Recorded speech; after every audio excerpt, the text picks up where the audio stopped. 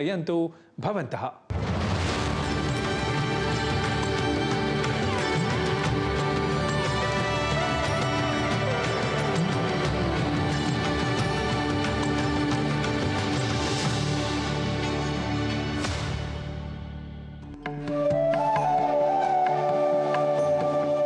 अध्यात्म प्रतिष्ठा भूते हि भारते मानवः देवसमर्चना सममेव प्रकृतिगतान् पशुपर्यावरणौषधादि सम्बद्धान् सकल क्रियाकलापान् वैज्ञानिकदृष्ट्या उदारचरितेन कल्याणभावनया च सम्प्रेरितः भूत्वा निष्पादयति।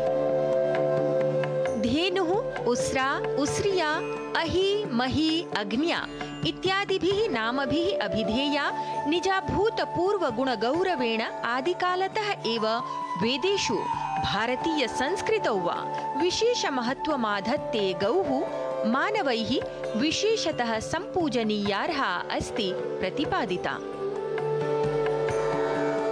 गावो विश्वस्य मातरः। मातरः सर्वभूतानां। गावः सर्वसुखप्रदाः। सदा गावः शुचयो विश्वधायसः इत्यादिषु वेदोक्तेषु मन्त्रेषु गावः सकल मानवजातेः संरक्षिकाः सुखप्रदाः पूताः च सन्ति सबलं वर्णिताः।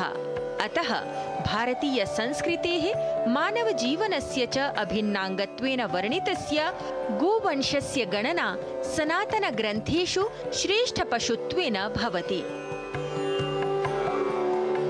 गोमाता अस्मान् मातृवत् पालयति पोषयति प्रीणयति च।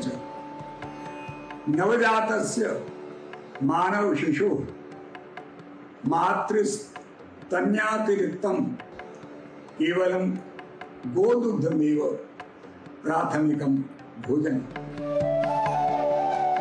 यज्ञं दुहानं सदमित्प्रपीनं पुमांसं धेनुं सदनं रयीणां विश्वरूपा धेनुः कामदुघामेस्तु। अर्थात् संपत्ति भाण्डार रूपस्य मानवस्य सकल कामान् प्रपूरयतीत्येतस्य कामधेनोः गोवंशस्य दुग्धदधिघृत गोमूत्रोपलैः निर्मितस्य पञ्चगव्यस्य प्रधानता न केवलं धार्मिक गतिविधिं द्योतयति अपितु एतस्य कीटनोन्मूलनपरम् अभूतपूर्वं वैज्ञानिक महत्त्वमपि प्रकर्षेण प्रकाशयति।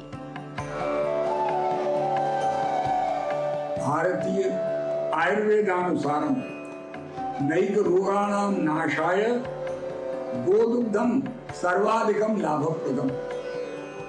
उक्तं दध्नाम् अशेषाणां मध्ये गव्यं गुणाधिकं नवनीतं सुधातुल्यं विशेषम् अमृतं शिशु।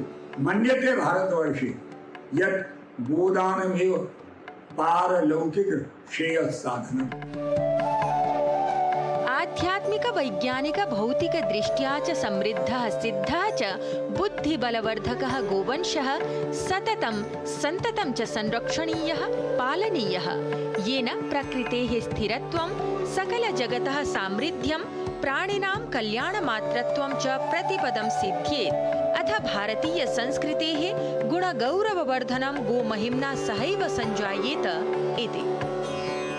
वार्तावली वृत्तं डीडी न्यूज़।